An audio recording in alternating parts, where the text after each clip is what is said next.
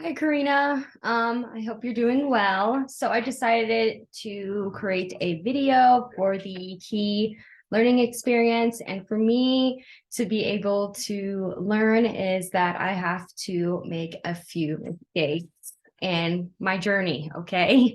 And so what I'm going to be talking about is when I conducted a home visit and I took the lead in this home visit. And so what we do in the home visit, we make sure the child has, their basic needs and there's no concerns with the home. So what I mean by this is like it's not super messy to the point where they have like rats, or not rats, but like mice and trash everywhere. I mean, homes, just making sure, it's livable. All right. And so during this home visit, I thought I was doing everything all right. I was talking to the mom. The baby was really cute, looked very healthy and happy. But there's one thing I forgot to do during this home visit is write down the child's name and date of birth. And so I didn't realize I forgot, and I'm so sorry. My cat is playing with her bag and her toy right now. So sorry for all the distractions. And so when you do this, you need the child's date of birth and name to complete the safety and the assessment as a whole. And it's very important because once the child is entered into their system, they get a state identification number. And, I didn't really ask like what's the significance to that, but all I know it is super important. And so I was like super afraid to tell Lynn. Like I was like, oh my God, I made a mistake. Like I'm gonna tell Lynn. But you know what?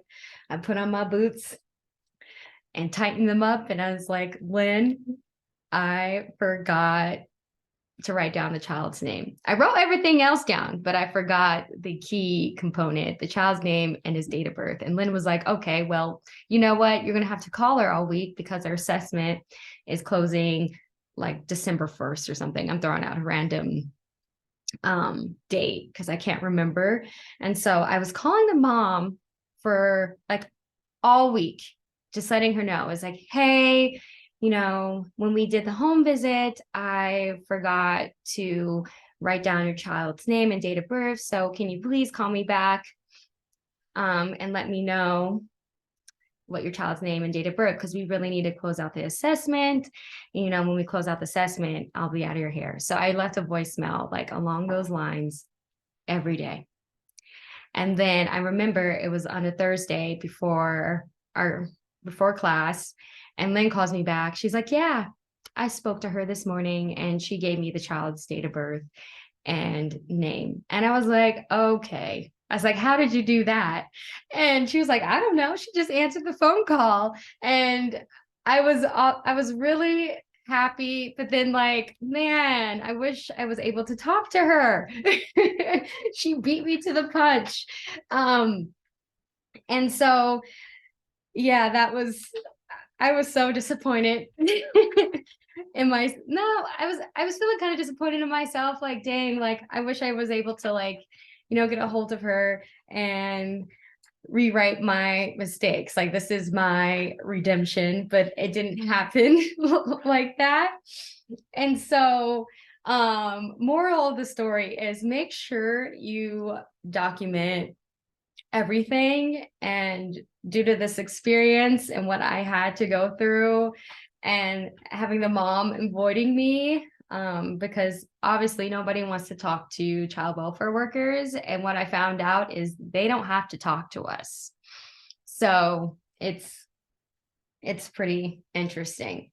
And so, and what I put here for the overall importance is obviously it's important to gather the information, especially when you have, that contact with the parents and they're willing to talk to you and answer you. And sometimes when, you don't have that, Sometimes, they just drift away. And I felt like Lynn was also very dependent on me because I am secondary on this assessment. And so if we failed this assessment, or if we couldn't get the child's name and date of birth, um, then that means like the safety and the whole assessment would take a minute to close. And sometimes that looks bad on the caseworker. And I did not, want that to happen. And, when people look from the outside in, it may seem like a little mistake, but to me, it felt like a huge mistake, and I don't want to do that again. And so the task that we normally carry out, to complete this, I'm just going to go based off of that because I'm obviously doing it on a key learning experience and specifically on my mistakes. So what we normally do is when we get the referral, it has a list of the parents' names, date of birth, and a lot of times the children and like where they go to school. And since this child was a 4-month-old baby, we had to get the child's name and date of birth. And so, we had to, so I called the mom, see if we can, stop by and conduct a home visit just to make sure the child has basic needs and all this stuff. It's basically like a welfare check because it was a domestic violence situation. And so we went over there, and then you have to, ask the mom all these questions, and then, tell her what our concerns were. And our concerns were the safety of the child. And of course, she did tell us the child's name because I did ask, but I didn't write it down. So that's kind of like the task that we carry out. And then obviously complete like a rock note after the home visit.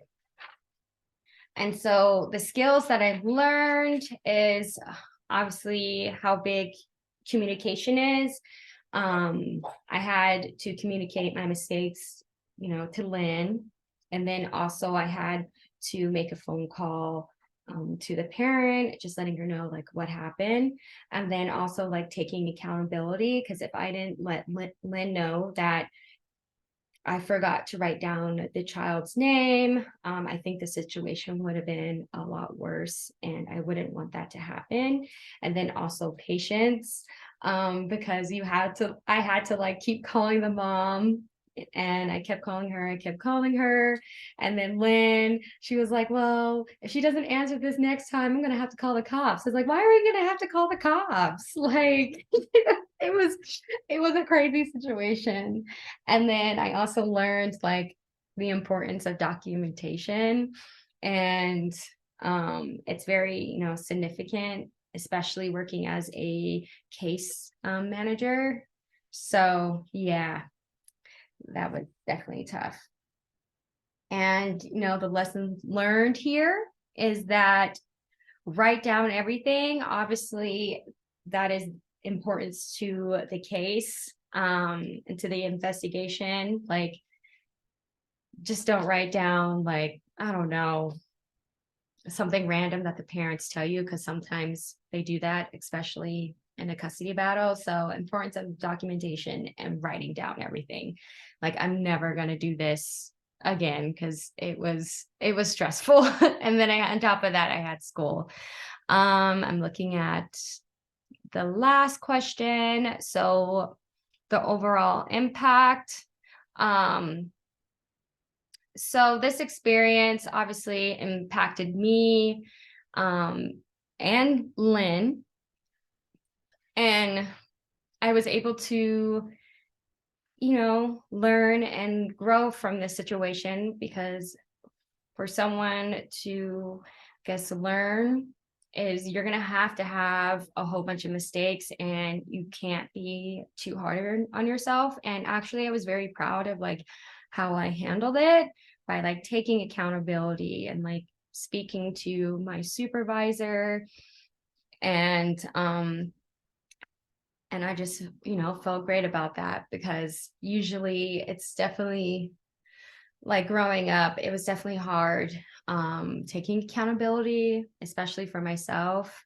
And I think this is a new development from me, I guess, because I'm afraid of like confrontation. So I think if I didn't do this, there would have been a lot of, it would be a confrontation, especially with somebody hard and stern like Lynn. So, and also I didn't like want to impact her job. And, I'm trying and I'm trying to take it all in and also learn because it's a lot. And, Lynn handled it a little bit better than I thought she would. She was just like, okay, well, you're just going to have to keep on calling her. And, she let me try myself before she was like, I'm going to call her myself. And, of course, Lynn was able to get a hold of her. Um, but I definitely am learning about myself and caseworking as like the internship is going. And I'm still excited, to be here, even though there was a lot of blood, sweat, and a little bit of tears, but I am happy to be there. It's hard work, but I enjoyed it. I am growing. So I think that's it. That's all the questions. And I hope you enjoy your Christmas break and there is not a whole lot of stress for you. All right. Bye.